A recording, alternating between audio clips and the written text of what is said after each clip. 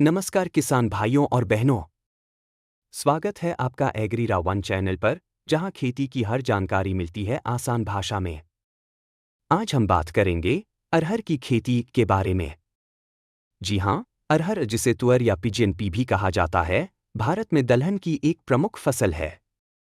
अरहर क्यों उगाएं? अरहर एक लाभदायक और पोषक तत्वों से भरपूर फसल है। इसमें प्रोटीन की मात्रा अधिक होती है और यह मिट्टी की उर्वरता को भी सुधारती है, क्योंकि यह नाइट्रोजन फिक्सिंग करती है। साथ ही इसका बाजार मूल्य भी अच्छा रहता है। बुआई का समय और जलवायु। अरहर की खेती के लिए गर्म और शुष्क जलवायु उत्तम मानी जाती है। बुआई का सही समय है जून से जुलाई के बीच, यानी खरीफ मौसम में। इस फसल को लगभग 150 से 200 दिनों की अवधि चाहिए होती है। मिट्टी और तैयारी।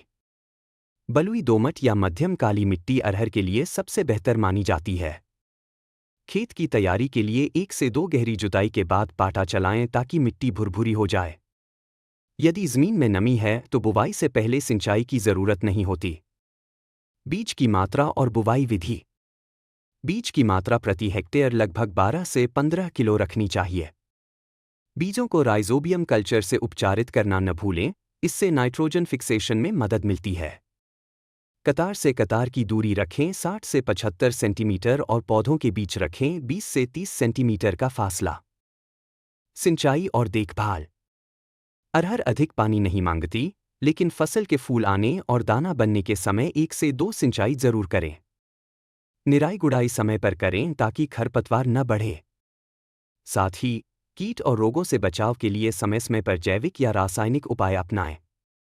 रोग और कीट नियंत्रण। अरहर में खैरा रोग, पत्ती लपेटक कीट और पॉड बोरर जैसे कीट आम हैं। इसके लिए नीम आधारित जैविक कीटनाशक या अनुशंसित दवाइयों का छिड़काव करें। कटाई और उपज। जब पौधे की फलियां भूरे रंग की हो जाएं और सूखने लगें, तब कटाई का समय होता है। कटाई के बाद फसल को धूप में सुखाकर दाना निकालें। संतुलित खेती से प्रति हेक्टेयर 10 से 15 क्विंटल तक उपज प्राप्त की जा सकती है। मुनाफा और बाजार। अरहर की मांग हमेशा बनी रहती है, खासकर शहरी और ग्रामीण बाजारों में।